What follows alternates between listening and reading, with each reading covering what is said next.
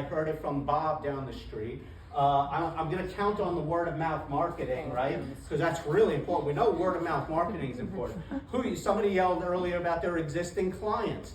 Okay, yeah, look, there you go, Donna. But how many existing clients? So that's the problem. Is we just get we say we're going to do all these things, kind of like making a cake. I'm going to have my sugar, I'm going to have my flour, I'm going to have my eggs.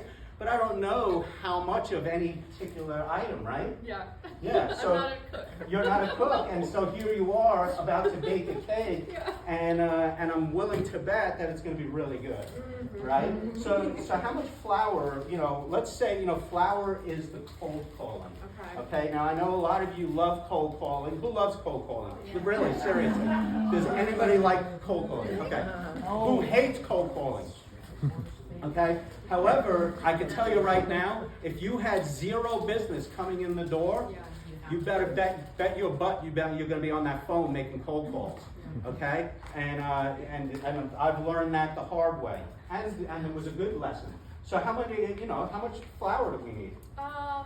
2 cups feels good, right? 2 cups feels good. Why? See, you said that it feels good. How do we know that? Why would you say it feels good? Do you have a recipe that you're following? I don't see a recipe. No, I know that. No. Yeah. You see, How many people are you cooking for? do you need 10? Oh yeah, how big is the cake gonna be? Right. Well, yeah. But even if we knew how many, did the recipe say that this is for 3 or for 20? See, the problem is now I don't know how much flour to put in here because honestly, I have no clue how big the cake is supposed to be. Mm-hmm. How many, what size am I looking to grow my business? How big am I looking to grow it? How many new clients do I need to reach the goals that I've set for myself? I have no idea because I didn't write it down. Yeah. Okay? Well then, what about what else? So yell out another ingredient that we need. Sugar. Okay. So sugar is our networking. People love networking, right? You like networking. I feel like equal parts sugar and. You feel like you see again. Who knows those people? So would you say like Yeah, that? that's good. But you say that's good. But you see, who knows those people? Who knows those people that they go and they're at every friggin' networking event known to man? You know why? Because that's all that they know. That's all they think. I'm just going to go to every networking event and hope that it produces fruit. And they go to one bad networking event after another, and they're not doing anything else in their business, and their business suffers. Do you see that? I know her. Yeah. and who's done that here? I've done it. We've all done it. I've seen all of you. I've seen you at these events. Okay, so what's next? What's another item that we would need to put in our cake? What would Pinch of salt. a pinch of salt. Just a So you little bit. say now salt is our referral partnership. Okay. So you say Just a a little pinch. bit. A little bit. Okay. Who else says a pinch of salt? I'd like to get a lot of referral. You want a lot of referral partnerships. So now why would you like a lot of referral partnerships? Because it's easier to be able to convert a referral 10 times more than one that's a cold call. But now what if you're getting the wrong referrals? Oh. What if these referral partnerships that you're developing are giving you the wrong referrals, or you're giving these people, like you saying, listen, I'm going to develop a referral partnership with this person, and they're not following through because there's an expectation, the reciprocity. If you're going to give them a referral, you want to at some point be giving them referrals. Does everybody agree with that? Yeah. But now you're not, so I don't know, again, how many referrals do I need? How many can I keep up with on top of what I'm already doing? So again, it comes down to what are the right number of referral partnerships and referrals that I need. So the referrals, how many referrals do I need? That's our milk. Because what happens a lot of times is they get these referrals and then they totally blow it. Here, you do the milk. You're just standing there looking pretty. What happens is people, and I'm going to share this with you. Go ahead, because I gave this woman who's talking about closing her business. Okay, that's probably enough to do for the coffee. there's this woman who's talking about closing her business. I referred her to Christine in the back, and she never followed up with Christine. Yeah. Christine was a slam dunk for her business. She never followed up. She's talking about closing her business. Yeah. Okay, so that again, it goes back to, so I was embarrassed. I had to apologize to Christine because Christine responded immediately, and I felt embarrassed by that. So that's the problem. Something we want to make sure we're referring the right people. Okay, because it would have been beneficial for Christine as well. Okay, so what else is so we've done our cold calling. We've talked about our networking. We talked about our referrals, our referral partnerships.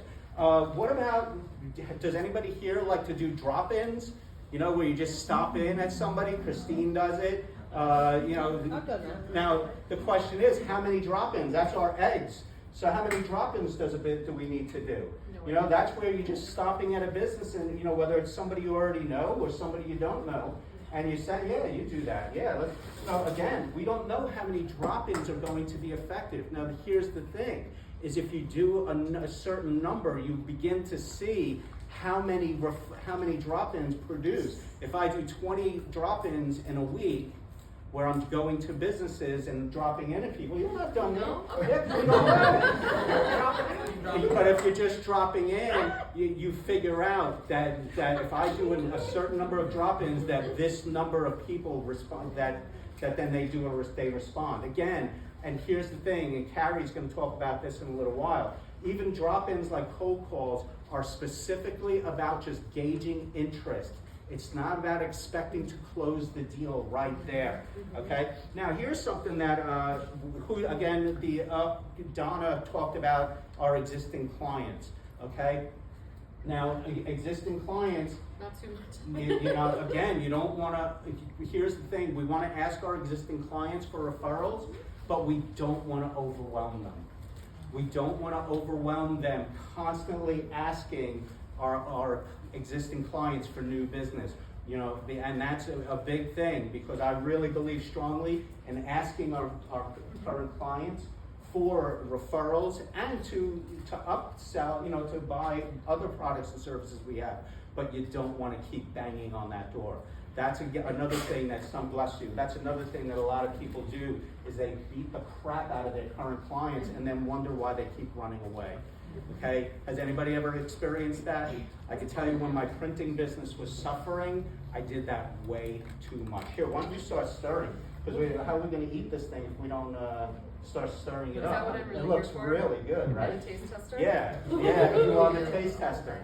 So now, here's something else. One thing nobody talked about was having spice, okay? A little bit of spice, a little bit of flavoring.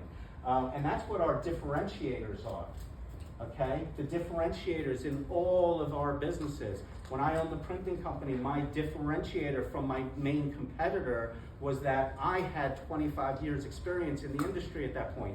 He had zero experience. However, he was really good at finances. So he was able to look at his balance sheets and stuff like that and figure things out that I had to hire a CPA to do.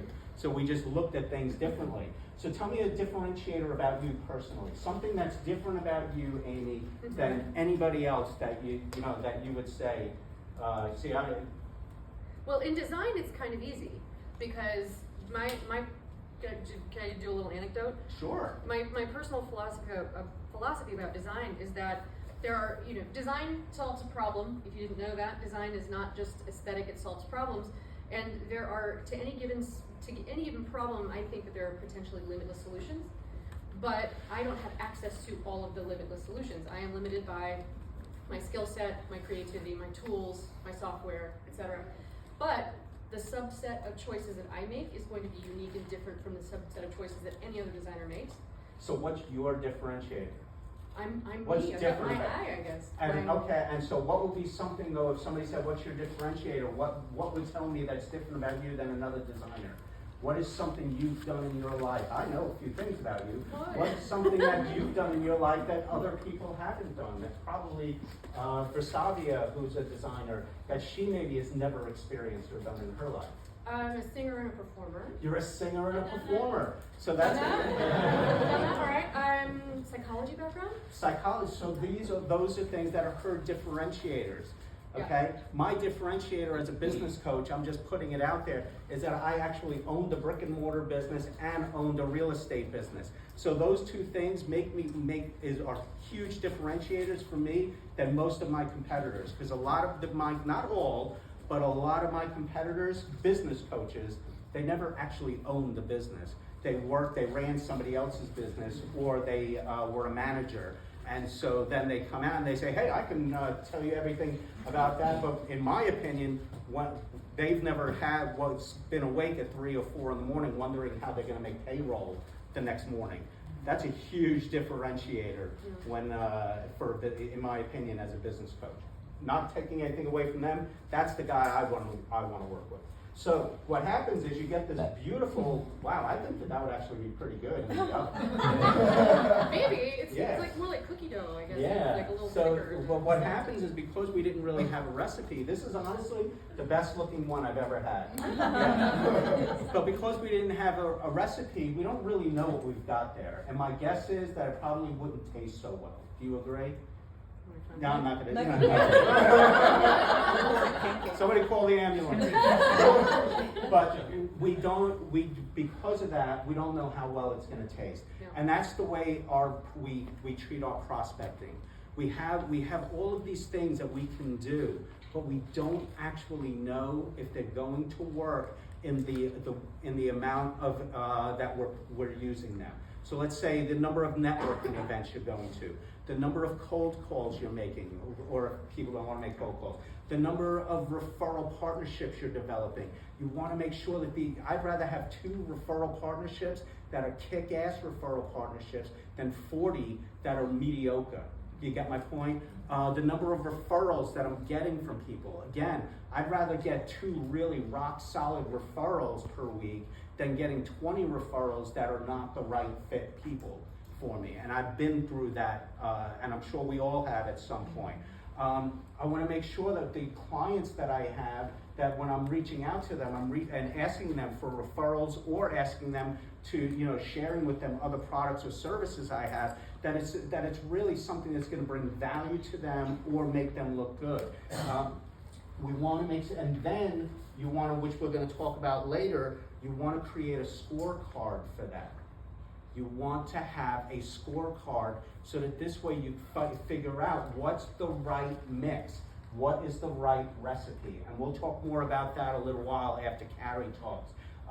So what happens though, when we get the right mix, when we start figuring out the right numbers, and we put that, what happens is you start to have a beautiful system that's going into play, and you start to see you're building your revenue, you're starting to see that you're getting the right fit clients are coming in more and more often. And then just like that, when the person at a bakery, they take the time and they have a real recipe, unlike we had, what happens is then they end up with like a beautiful cake like this instead of this garbage over here, okay? And that's what happened. This is the result of somebody actually taking the time to do the right measurements, figure out what they actually need for their recipe.